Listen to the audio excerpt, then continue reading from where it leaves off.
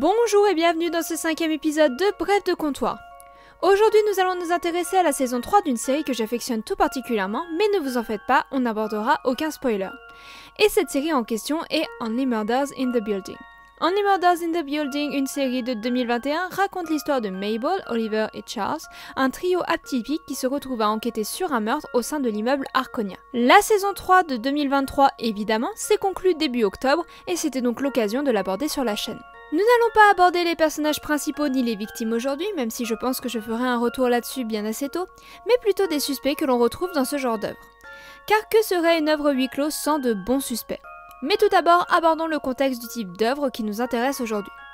Ici, nous sommes dans une enquête en huis clos où les suspects se limitent à un groupe restreint présent sur les lieux du crime, contrairement aux séries policières où le but est de retrouver des indices pour mener au coupable, peu importe ses connexions avec la victime.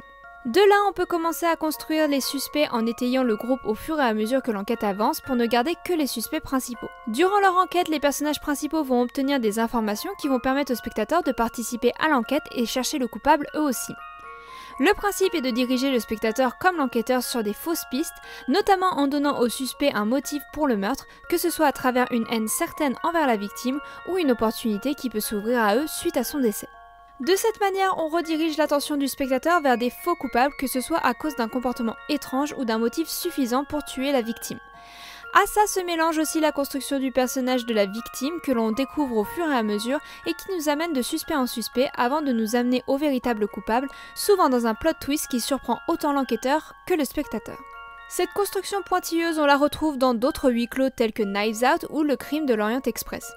Les enquêteurs, grâce à leur interaction avec les personnes présentes au moment du crime, permettent l'identification des suspects et de leurs motifs.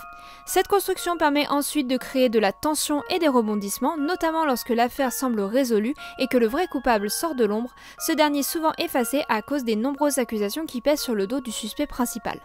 Voilà, c'est tout pour cet épisode, j'espère qu'il vous aura plu. Only Murders in the Building, au-delà de sa qualité sur tous les plans, est une richesse de construction de personnages et j'ai beaucoup apprécié aborder l'une d'entre elles avec vous.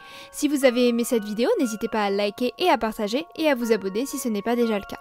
On se retrouve bientôt pour une nouvelle vidéo, d'ici là je vous souhaite un bon automne, ciao bye bye.